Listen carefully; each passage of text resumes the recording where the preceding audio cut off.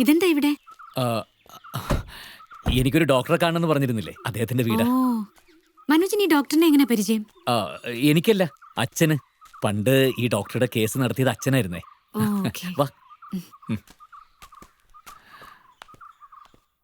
നമുക്ക് ഒരുമിച്ചിട്ട് സംസാരിക്കണോ അതോ ആ, ആ, ഒരുമിച്ച് തന്നെ സംസാരിക്കാം ഡോക്ടർ.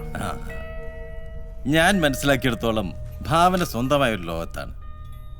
ആ ലോകത്തേക്ക് കടക്കാൻ ഭാവന ആരെയും അനുവദിക്കുന്നുമില്ല. അവിടെ ഇരുന്ന് നോക്കുമ്പോൾ മനോജിന് ഒരുപാട് ബന്ധങ്ങളുണ്ടെന്ന് ഭാവന സംശയിക്കുന്നു. Am I right?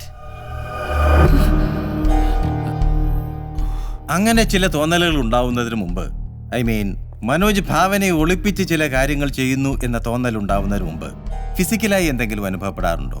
That means കടുത്ത തലവേദനയോ തലപ്പെരുക്കലോ ഒരുതരം ഭയമോ? അപ്പോ ഇവിടെ കൊണ്ടെത്തിക്കാനായിരുന്നു ഈ ഔട്ടിങ്ങും ആഘോഷങ്ങളും ഒക്കെ. ഭാവന, ഞാൻ ഉദ്ദേശിച്ചത് എന്താ? ഒരു സൈക്യാട്രിസ്റ്റിനെ കാണിക്കാനായിരുന്നെങ്കിൽ എന്നോട് നേരിട്ട് പറയാമായിരുന്നു. ഈ നാടകത്തിന്റെ ആവശ്യമില്ലായിരുന്നു. You're a brilliant actor. ഞാൻ ഭാവനയെ ഒരു രോഗിയായി കണ്ടല്ല ഇപ്പൊ സംസാരിച്ചത്. ഡോക്ടർ പ്ലീസ്, നിങ്ങളോടുള്ള എന്റെ എല്ലാ വിശ്വാസവും ഇതോടെ തീർന്നു. നിങ്ങളൊരു സൂത്രക്കാരനായ കുറുക്കനാണെന്ന് എനിക്ക് അറിയാമായിരുന്നു. പക്ഷെ ഒരു ചതിയനാണെന്ന് ഇപ്പോഴാണ് മനസ്സിലായത്. Real cheat. Bhavana, Bhavana please.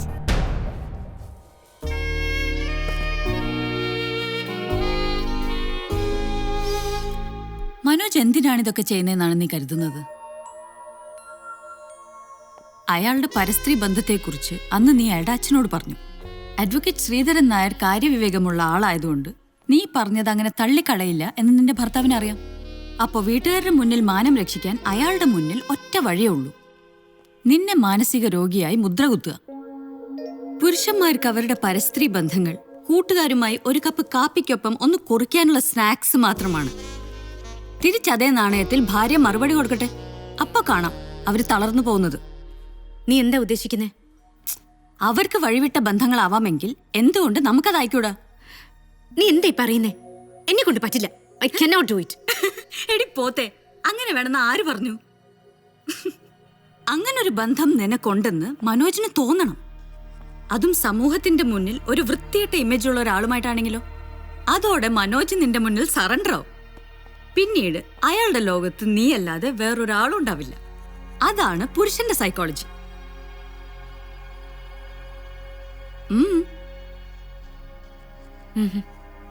ഒന്നുമില്ല. ഞാൻ ഇറങ്ങുന്നു. ഈ പുസ്തകം വായിച്ചാണോ? Read it, you like it.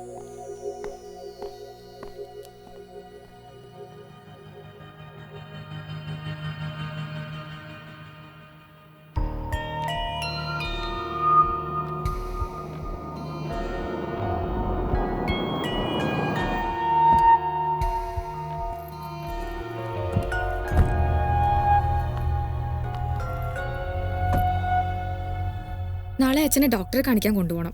ഞാൻ ഇത്തിരി വൈകും. 11 മണിക്ക് മുമ്പത്തില്ലേ? ഷോ.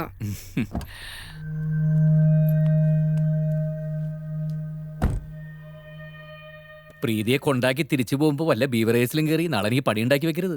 ഞാൻ നിർത്തി. ഉവ്വ. എന്റെ മൊബൈൽ ഇവിടെ എവിടെയോ.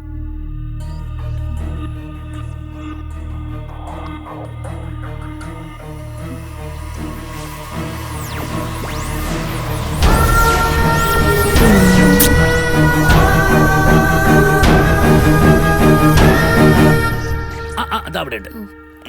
നാളെ രാവിലെ ലേറ്റ് ആക്കരുതേ. By.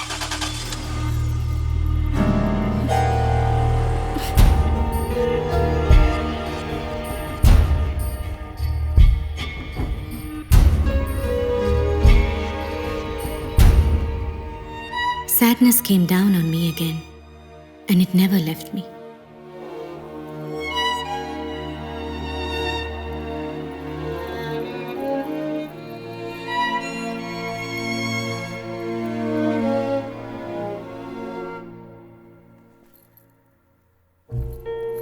It makes me sick to think of those days.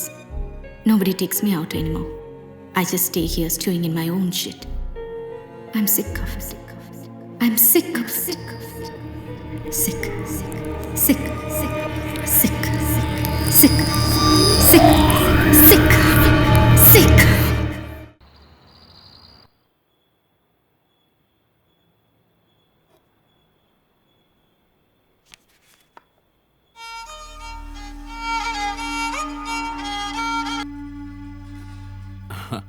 പ്രീതി സേഫായിട്ട് എത്തിയില്ലല്ലേ?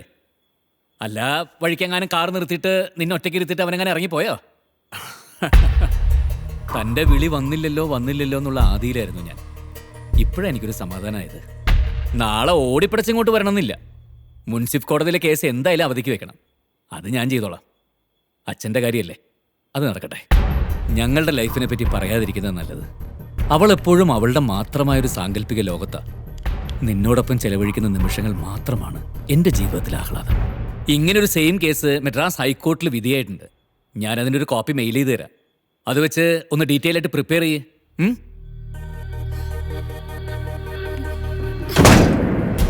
പ്രീതി, തൻ്റെ വിളി വന്നില്ലല്ലോ എന്നുള്ള ആദിയിലായിരുന്നു ഞാൻ. ഇപ്പോഴാണ് എനിക്കൊരു സമാധാനമായത്. അവൾ എപ്പോഴും അവളുടെ മാത്രമായൊരു സാങ്കല്പിക ലോകത്താണ്. നിന്നോടൊപ്പം ചെലവഴിക്കുന്ന നിമിഷങ്ങൾ മാത്രമാണ് എൻ്റെ ജീവിതത്തിൽ ആഹ്ലാദം.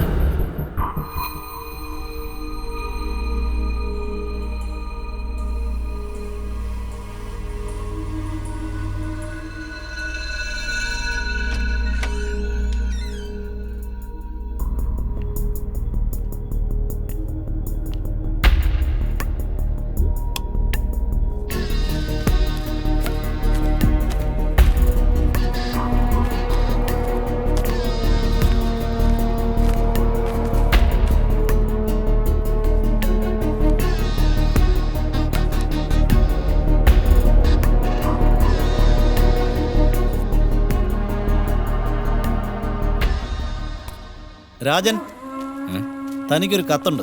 കത്താ? വല്ല സമൻസോ സാറേ? ഇതേതോ സാധാരണ കത്താ. നല്ല ഹാൻഡ് റൈറ്റിംഗാ.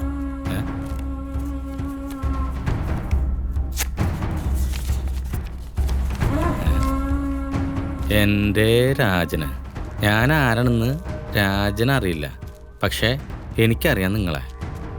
കുപ്രസിദ്ധനായ ഒരു കുറ്റവാളി, കൊലക്കേസിൽ ജാമ്യം കാത്തു കഴിയണ ഒരു വിചാരണ തടവുകാരൻ.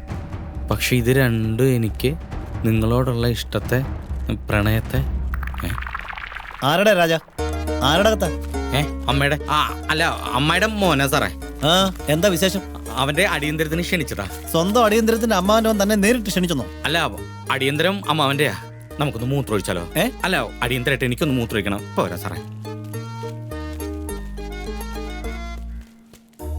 വർഷങ്ങളായ ഒരു നിഴല് പോലെ ഞാൻ രാജന് പുറകെ ഉണ്ടായിരുന്നു. രാജനത് തിരിച്ചറിഞ്ഞില്ല എന്ന് മാത്രം. പ്രിയപ്പെട്ട രാജ്, എനിക്ക് അങ്ങനെ വിളിക്കുന്നതാണ് ഇഷ്ടം. ഒരാളാൽ ആഴത്തിൽ സ്നേഹിക്കപ്പെടുന്നുണ്ടെന്ന അറിവ് നമ്മെ ശക്തരാക്കും. ഒരാളെ അഗാധമായി സ്നേഹിക്കാൻ കഴിഞ്ഞാൽ നാം വല്ലാതെ ധീരരാവുകയും ചെയ്യും. രാജ് കൂടുതൽ ശക്തനാകണം, ധീരനാകണം, ജാമ്യം നേടി പുറത്തു വരണം. പണ്ട് ദാവീദ് ബത്ശേബയോട് പറഞ്ഞത് ഞാൻ രാജനോട് പറയട്ടെ. പ്രേമം ഒരുവളെ ചെറുതാക്കുന്നെങ്കിൽ ഞാനൊരു മണൽത്തിരിയോളം ആയിക്കൊള്ളട്ടെ, കാണാനുള്ള കൊതിയുമായി. മായ.